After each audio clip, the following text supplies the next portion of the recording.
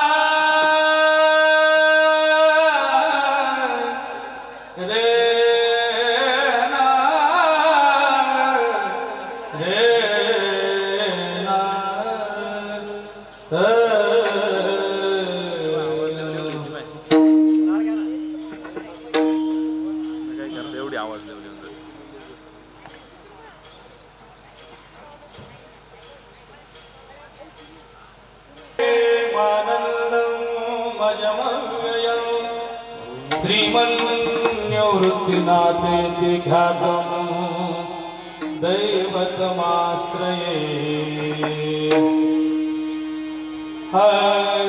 हरि राम कृष्ण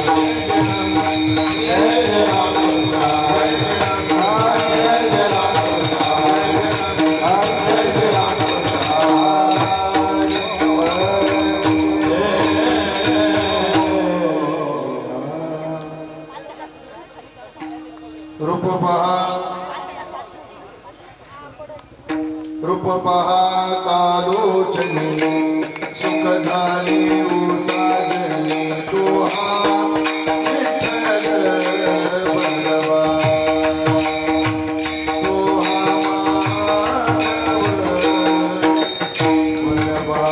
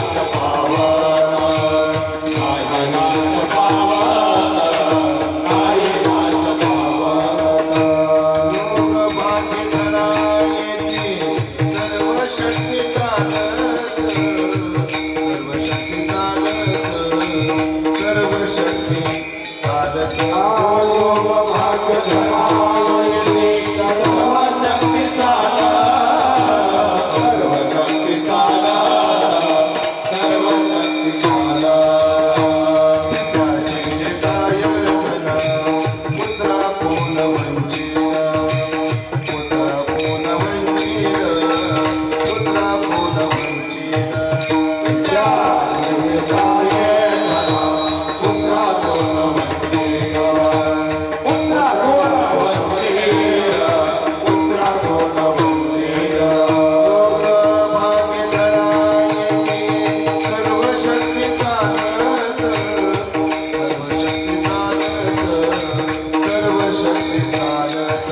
योग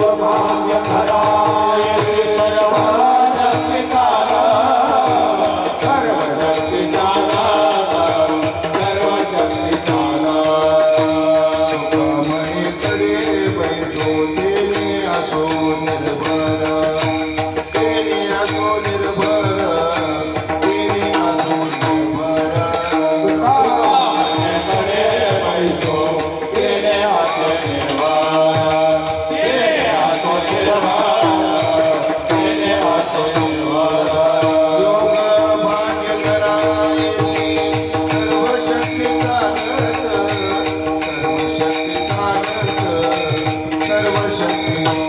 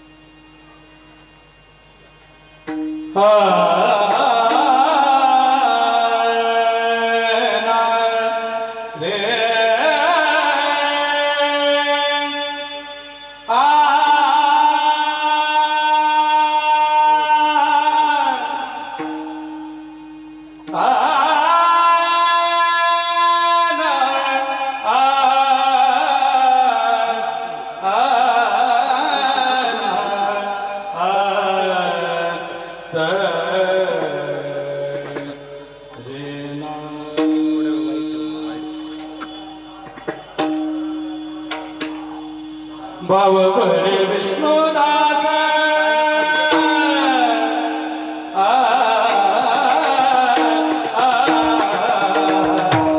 भाव बळे विष्णुदास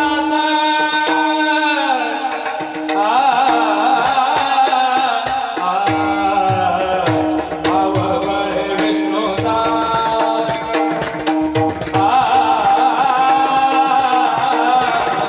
भाव बळे विष्णुदास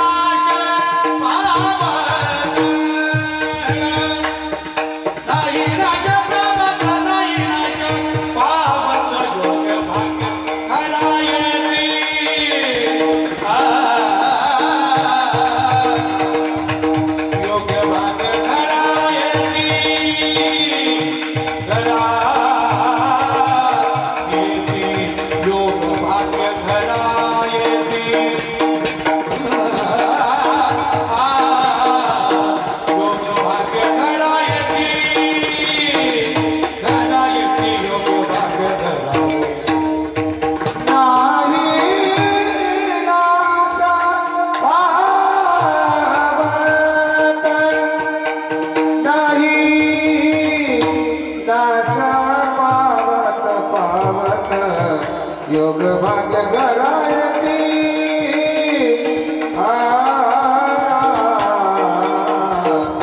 योग भाग्य घरायती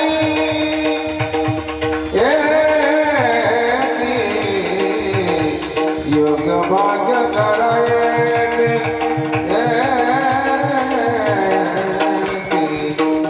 योग भाग्य घरायती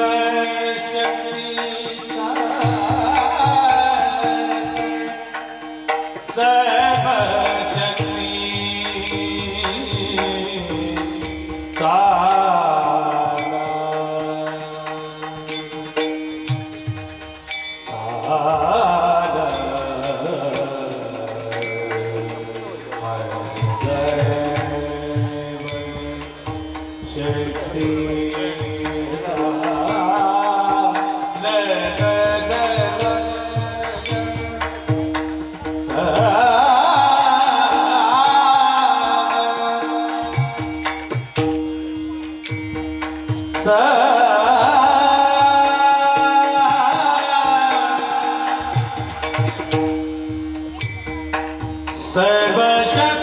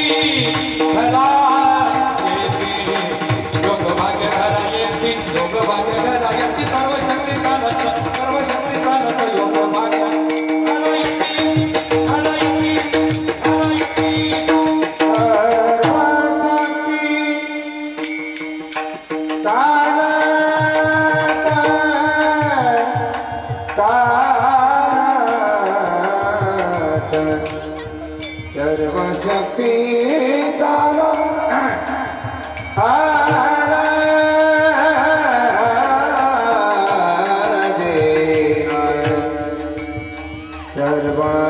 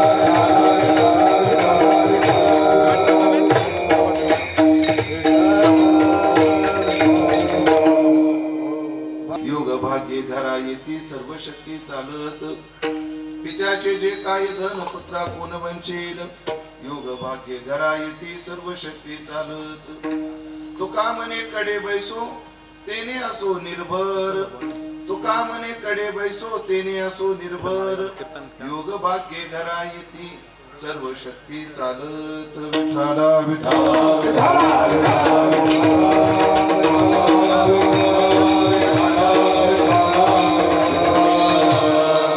विष्णुदास नाही नाश पावत योग भाग्य घरा येती सर्व शक्ती चालत सेवेकरता निवडलेला अभंग संत श्रेष्ठ जगद्गुरु श्री तुकाराम महाराज यांचा 4 चरणाचा अत्यंत गोड सुंदर प्रसिद्ध हा अभंग असून या अभंगातून जगद्गुरु श्री तुकोबाराय थोडा कडक करा या अभंगातून जगद्गुरु श्री तुकोबाराय भाव बळानं भगवत भक्ताला काय फलश्रुती प्राप्त होते परमात्मा काय फल देतो त्याचा गोड असा विचार सांगणारा अभंग आहे विठ्ठला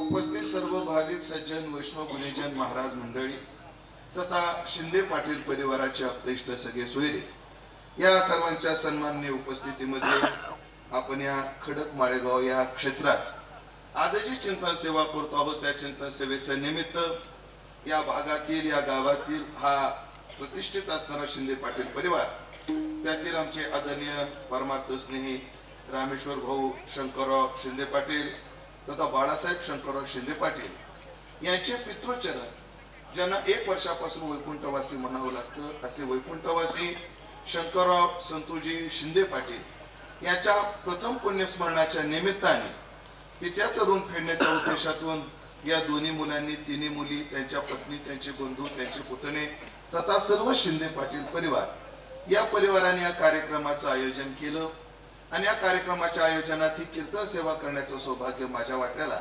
सर्व शिंदे पाटील परिवार यांच्या प्रेमातून तथा आमचे परमार्थ स्नेहावरचे जीव घेणारे नाही जीव लावणारे जीव घेणारे खूप जीव लावणारे थोडे असे जीव लावणारे आमचे बाकीराव पाटील जाधव यांच्या आग्रहातून यांच्या आज्ञेतून ही सेवा करण्याचं सौभाग्य मला प्राप्त झालेलं आहे तरी ज्ञानोबाराय तुकोबाराय जशी बुद्धी देते तसं मी अभंगाचं चिंतन करण्याचा प्रयत्न करणार आहे आदरणीय पाटलांचा मला वाटतं 10 मिनिट तर नक्की झाली असतील या कार्यक्रमाचं निमंत्रण मला देऊन ते दिलं पण कधी कधी माणूस लाईन लागता लाईन निसटून जाते कीर्तनकाराचं कसं असतं निवृत्ती बाबा तुम्हाला माहिती जरा लाईन निसटली होती आजच्या कीर्तनाची निसटली रात्री कीर्तन केले भुसावळचं कीर्तन करून सकाळी 3 वाजता आलोय आणि आता रात्री कीर्तन करायचे अमरावतीला तुमचं कीर्तन झालं की लगेच गाडीपासून काय गाठायचे अमरावती गाठायची मग इथं कीर्तनाला आले कसे तुम्ही दोघांच्या जीवावर एक तर समृद्धी मार्गाच्या जीवावर आमच्या बाकीराव पाटील जीव लावतात त्यांच्या जीवावर एक म्हणून इथं उपस्थित परिहारात वेळ न घालवता अभंगाच्या दृष्टीने निमित्ताला धरून चिंतन करू एका पित्याचं पुण्यस्मरण मातेच्या साक्षीनं 2 मुलं करतायत अजून आई उपस्थित आहे आईचा आशीर्वाद यांच्या पाठीवर अजून आहे आणि एक कौतुक आहे वैकुंठवासी मामासाहेब एक विचार मांडायचे लोक म्हणतात हा एवढ्या लवकर मेला कसा मामा म्हणायचे या मृत्यू लोकात हा एवढ्या लवकर मेला कसा हे आश्चर्य नाहीये म्हणजे मग हा जगला कसा हे आश्चर्य कारण निवृत्ती बाबा प्राण हा वायू रूप आहे प्राण काय आहे वायू रूप आहे टायर मध्ये हवा आहे वायूच आहे त्याला जर एक छिद्र पडलं तर त्याच्यातली हवा निघून जाते मग 9 छिद्राचा टायर आहे याच्यातली प्राण नावाची वायू निघत कसं नाही हे काय आहे आश्चर्य हे काय आहे आश्चर्य आपल्या कर्माने आणि देवाच्या कृपेने तो प्राण धारण करून ठेवलाय म्हणून आम्ही देहपातापर्यंत आणि कर्मक्षयापर्यंत या देहात राहतो मग माणूस जगला किती हे आश्चर्य नाही आपलं मेला कसा हे आश्चर्य नाही जगला कसा हे आश्चर्य पण भाग्यवान आहेत बाळासाहेब भाऊ रामेश्वर भाऊ की या वयापर्यंत म्हणजे मला वाटतं यांना सुद्धा कदाचित नातू आली असतील रामेश्वर भाऊ बाळासाहेब यांना सुद्धा काय आले असतील नातू आले असतील म्हणजे नातवाचं तोंड पाहिपर्यंत मायबापाचा हात पाठीवर आहे अजून काय भाग्य पाहिजे माणसाच्या जीवनात अजून किती साथ पाहिजे म्हणून पित्याचं स्थान आगळं वेगळं आहे त्या संबंधानं बोलूच आपण पण त्यांच्या पित्यांचं जाणं झालं आणि प्रत्येक माणसावर 3 प्रकारचं ऋण असतं एक देव ऋण आहे दुसरं ऋषी ऋण आहे आणि तिसरं पितरांचं ऋण आहे. ऋषी ऋण म्हणजे संतांचं ऋण आहे, माणसात तिघाचं ऋण आहे. ऋण कशाला म्हणतात? एखाद्याकडून एखादी वस्तू घेतली त्याचा मोबदला दिला नाही तर त्या व्यक्तीचं आपल्याला काय होतं? ऋण होतं. तसं देवाने आम्हाला देह दिला, इंद्रिय दिले, प्राण दिला, सगळ्याला प्रमाण आहे. देवे दिला देह, पहिलं प्रमाण पहा. दिले इंद्रिय, हात पाय का इंद्रिय दिली. जेने हा जीव दिला, दान म्हणजे देह दिला, देहानंतर इंद्रिय दिली, इंद्रियानंतर जीव दिला. एवढं आम्हाला देवानं दिलं. म्हणजे देवाचं आमचं ह्याच्यावर काय आहे? आमच्यावर काय आहे? ऋण आहे. आम्हाला ऋषी मुनींनी ज्ञान दिलं. ऋषी मुनींनी आम्हाला काय दिलं? ज्ञान दिलं. मला सांगा, आज आपल्याला तब्येत जर बिघडली तर आपण डॉक्टरकडे जातो. डॉक्टर कोणाच्या जीवावर बोलतात? आपल्या पूर्वीच्या ऋषी मुनींनी जे ग्रंथ लिहून ठेवले त्याच्या जीवावर बोलतात. आज आम्हाला हा सूर्योदय, हा सूर्यास्त आहे, आमकी राशी आहे, तमकं नक्षत्र आहे, आमकं आयन आहे, आमकं करण आहे, या दिवशी ग्रहण लागणार आहे, हा दिवसाचा इथं वेळ चालू होणार आहे, हे कोणी सांगितलं? ऋषी मुनींनी. जगायचं तंत्र आम्हाला कोणी दिलं? ऋषी मुनींनी. एवढंच नाही, बोलू काय, आम्हाला खाण्यापासून खायचं कसं, भागायचं कसं, हे सुद्धा ऋषी हे सुद्धा ऋषी मुनींनी शिकवलंय. एवढंच नाही, संतती कशी निर्माण करायची हे सुद्धा आम्हाला कोणी शिकवलंय? ऋषी मुनींनी शिकवलंय. देह दिला, भांडवल दिलं देवाने आणि नॉलेज दिलं ऋषींनी. हो, आणि आम्हाला ते करण्याकरता काबील केलं मायबापांनी. हो, देवानं देह दिला, पण देताना कसा दिला माहितीये का? लोळा पांगळा दिला. लोळा म्हणजे आम्ही जेव्हा जन्माला आलो ना तेव्हा हातात होतं का अवसान? मान धरत होतो का आम्ही? मग आमचा हात, मान, पाय बळकट कोणी केले? आमच्या मायबापाने केले. माध्यम केलं मायबापाला आमच्या. त्या तिघांचं ऋण आहे. मग एक ऋण फेडल्याशिवाय माणसाला मरू नये. कारण ऋण, वैर आणि हत्या हे तो न सुटेने देतात. ऋण, वैर आणि हत्या हे काही केल्या सुटत नाही, हे फेडावंच लागतं. याला एक गोष्ट आहे पहा, दोन गोष्टी आहेत, फारच प्रेरणादायी आहेत. वेळ जाणार आहे याची मला जाण आहे, तरी मी काका या दोन गोष्टी सांगणार आहे की ऋण, वैर आणि हत्या माणसाला काय करावी लागते? फेडावीच लागते, पर्याय नाही त्याला. ऋणाच्या बाबतीत एक कथा एवढी गोड आहे. एक ब्राह्मण काका होते, विद्वान होते, आणि त्यांच्याकडे घर कामा करता एक नोकर होता, त्याचं नाव रामू होतं. मालक आणि नोकराचं एका जातीचे नव्हते, पण एका स्वभावाचे होते. ज्ञानोबा म्हणतात ना, औचित यावरी सर्व सांडीजे, चूक तरी भांडारी की जे, विश्वासी तो करी स्वामीवरी सत्ता. एवढं त्यांचं नातं कोणाचं? त्या नोकर मालकाचं जोड होतं. पुढं काय झालं, एके दिवशी नोकर पाणी आणायला नदीवर गेला, त्याला साप चावला, रामू मेला. ब्राह्मणाला वाईट वाटलं, अरे अरे रामू गेला, पण आता पर्याय नाही, पर्याय नाही. रामू गेला, रामू गेला, पण वर्ष गेला असेल, आणि वर्षानंतर ब्राह्मण काका दुपारच्या वेळेला एक सद्भाविक आले, त्यांना त्यांच्या नातवाच्या लग्नाचा मुहूर्त काढून दिला आणि वामकुक्षी करण्याकरता अंथरुणावर पडले आणि डोळे उघडतात न उघडतात तेवढ्यात त्यांना समोर रामू दिसला.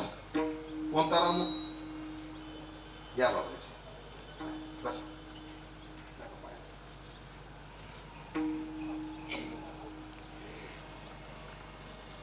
रामू दिसला, खडबडून जागा झाला ब्राह्मण. ब्राह्मण काका म्हणजे, रामू तू मेला होता ना, जिवंत कसा झाला? म्हणे, जिवंत नाही, मी मेलेलोच आहे. कसा काय आला? म्हणे, आता माझं प्रमोशन झालं, मी यमदूत झालोय. यमदूत झाला? हो. म्हणजे काय?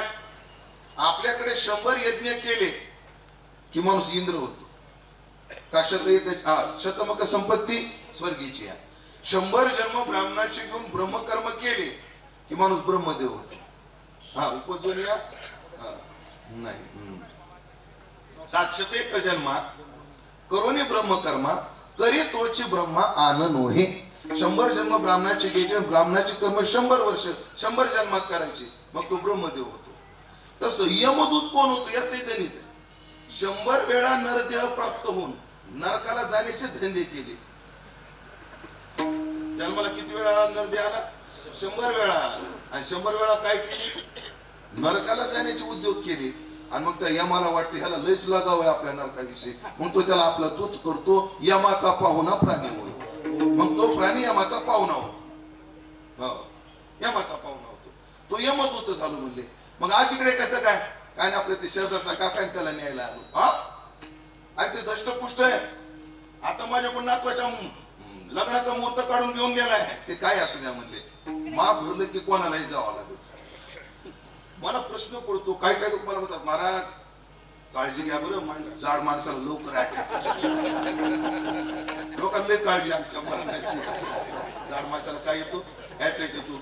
पण तसं नाही महाराज, 35 किलोच्या माणसाला अटॅक येतो. लोक म्हणजे फिरलं पाहिजे, पडलं पाहिजे. मला प्रश्न पडतो, हे फुटबॉल खेळणारे थोडे फिट असतात का, थोडा व्यायाम करतात का, डाएट कडे थोडं लक्ष देतात का? पण ते खेळता खेळता मारायला लागले. शेतामध्ये कष्ट करणारे काम करता करता मारायला लागले. हा मग काय काम करूनही मारायचे, न करून बी मारायचे. करून मारण्यापेक्षा आपलं असू चला. अहो चांगला दष्ट पुष्ट फिट आहे, त्याला कसं काही नसतं. माप भरलं याचा अर्थ माणसाला काळजी घ्यायची नसते असं नाही बरं बघायचं. पण माप भरलं ना, प्रमाण काय, जिने तोच वरी माप भरलं. जिने तोच वरी कुठपर्यंत, जोपर्यंत माप भरत नाही तोपर्यंत. ज्याचं माप नाही भरलं ना, मग लिव्हर मध्ये पाणी होऊ नाही तर काय होय पाटील, काय अडचण आहे का? काहीच अडचण नाही. मला प्रत्येक वेळेला भाऊची तब्येत बिघडली की असं वाटतं 2 वेळा किती मोठी तब्येत बिघडली.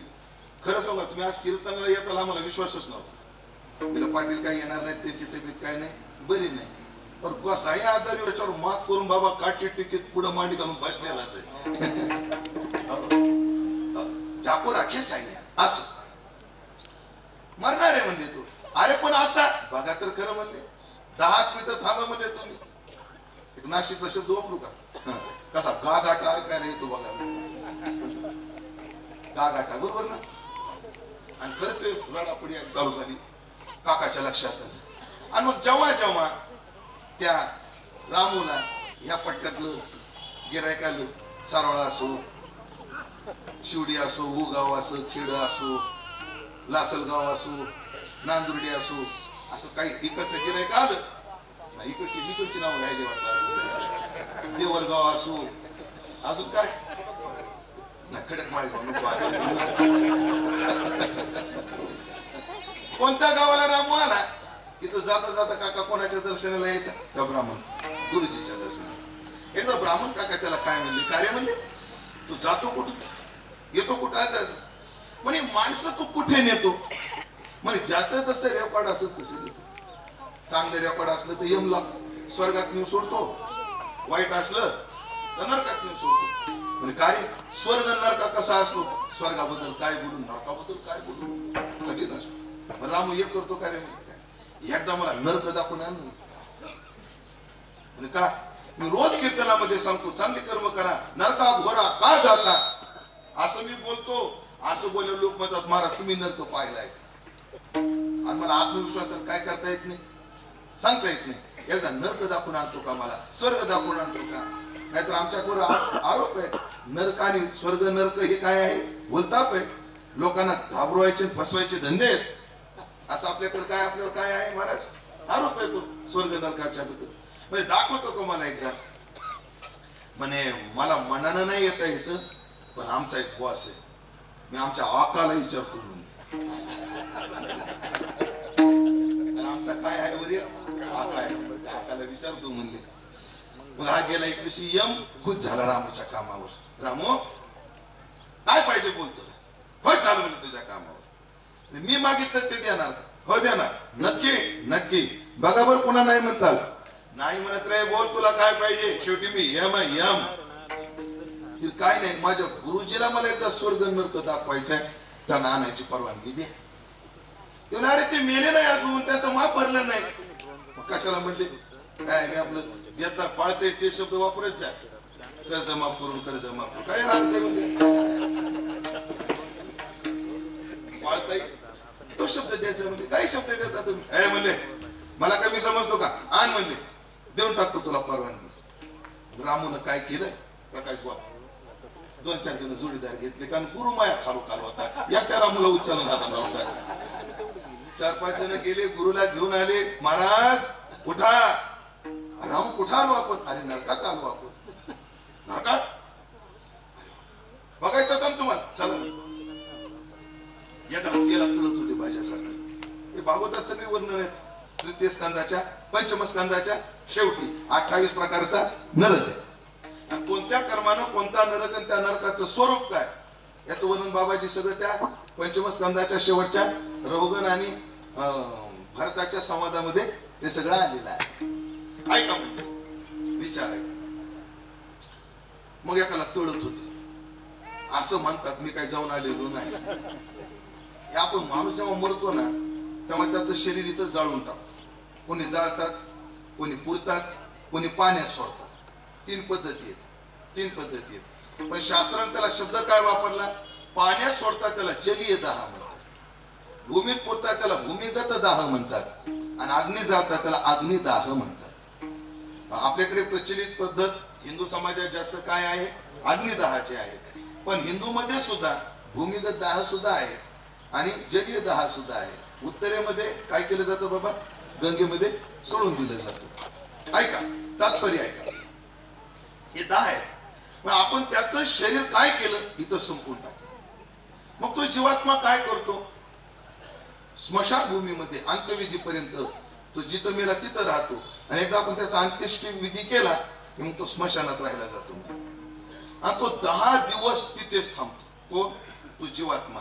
मग आपल्याकडे रोज एक पिंड केले जातात.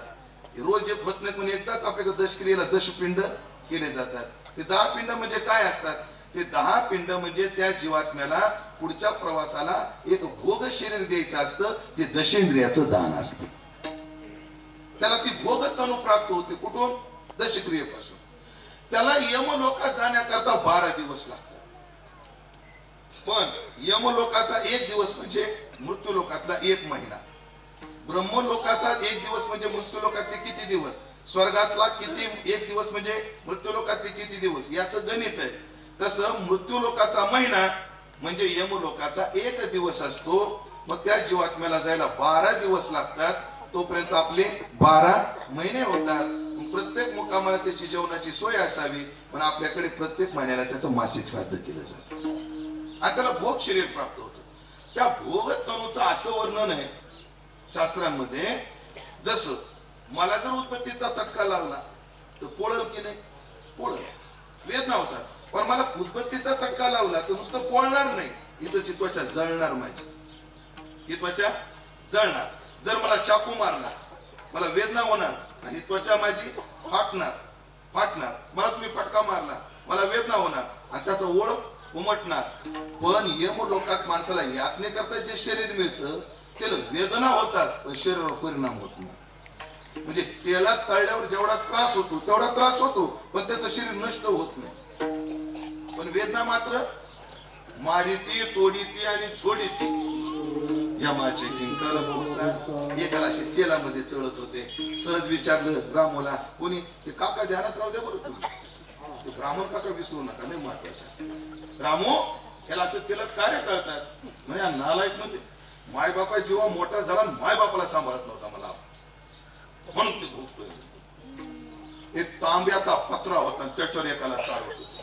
तै नदी माझी चालविती लागे ठावनान चलवे बुडविती आणि वरी मारिती यमदंड तान बुकन सहावे वेळ तोरा किती किती एक काळ पिंड पाळून कैसा क्षेत्र तो तप्त भूमी ज्वाळ लोळविती. म्हणे याला अशा गरम पत्र्यावर का बरं फरफटतात? म्हणे हा लय लोकांचे रस्ते अडीत होता. कोणाच्याही कामात हा समावृत हा नरकेश चो हे नरकामध्ये जाणाऱ्यांची यादी आहे. प्रतानम द्विशत क्रूरान संसारेषु नराधमान कितीच विचार आलेला आहे. आणि मग असा होता एक लाल गुंद तांब्याचा खांब होता. दे आली मग ह्याला काय व्हायला न शोभणार वाक्य, सोन्यासारखे बायकोपासून शेण खात होता.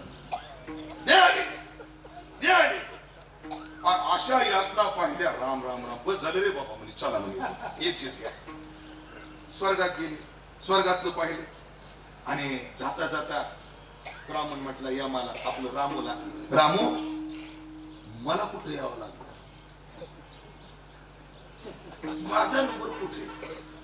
म्हणे गुरुजी तसा तुमचा स्वर्गात आहे, पण एक दिवस तुम्हाला नरकात यावं लागणार. काय रे? काय मी काय केलं पा? म्हणे तुम्हाला बाजार कोण्या गावचा? लासलगाव. कोण्या वारी असतो? तुम्ही लासलगावला बाजारात गेले होते? गेलो होतो. चप्पल घेतली होती का? घेतली. चांभार कितीला म्हणत होता? 12 रुपयाला. तुम्ही कितीला म्हटले? 10ला. तो देत होता का? नाही. तुम्ही काय म्हटले? महाराज लोकांकडून एवढे घ्यायचे असतात का? तू काय म्हणला? महाराज लोकांकडून एवढे घ्यायचे असतात का? त्याची इच्छा होती का? नाही. त्याचे 2 रुपये बुडवले म्हणले तुम्ही. ते 2 रुपये बुडवल्यामुळे तुम्हाला एकदा इथं दिवसभर राहावं लागणार. ही कथा ऐकल्यापासून मी एकाही टोलवा नाक्यावाल्याला म्हणत नाही मी महाराज ते पैसे घे मला जाऊ क्रेडिट बसा 100 रुपयासाठी. अवघड गोष्ट आहे बाबा ही. कोणी जर आयाची वृत्तीनं मला दिलं ते घेतो, पण माझ्या सहवासात विचारा तुम्ही.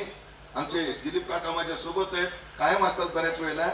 मी कोणाला पाण्याची बाटली जरी सांगितली ना, मला पाण्याची बाटली आण, तोंडाने जर म्हणलो, त्याचे पैसे दिल्याशिवाय बाटली पाण्याची मी पित नाही. म्हणजे मी पाण्याचीच बाटली पितो.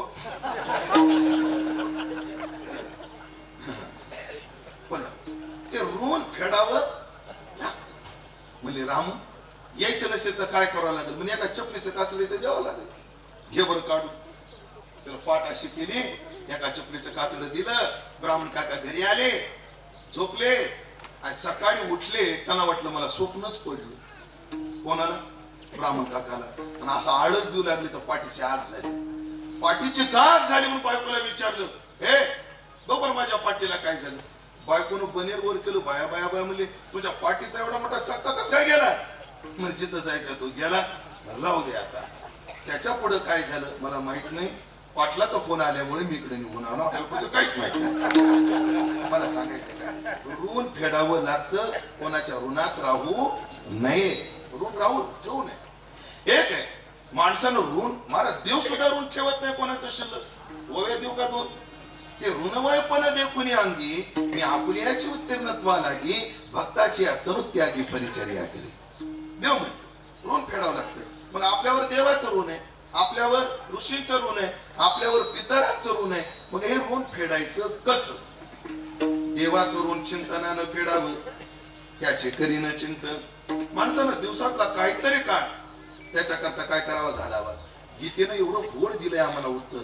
बघा गीता मौली किती गोड म्हणते. देवाचं चिंतन करण्याकरता डोंगरावर नाही जायचं, मग घरीच राहायचं. बंदेश किती उपकार आहेत. मी आधुनिक भाषेमध्ये उपकार समजावून सांगतो देवाचा. 2च मिनिटं घेतो. आधुनिक भाषेत तुम्हाला डायलिसिस शब्द माहिती आहे? डायलिसिस आपल्या शरीरामध्ये किडन्या काय करतात? आपलं रक्त घेतात, फिल्टर करतात आणि त्याच्यातून युरिन वेगळं करून शुद्ध रक्त शरीराकडे पाठवतात. जेव्हा ती क्षमता आपल्या किडनी मधले संपते तेव्हा तीच क्रिया यंत्राद्वारा केली जाते. त्याला काय म्हणतो आपण? डायलिसिस म्हणतो.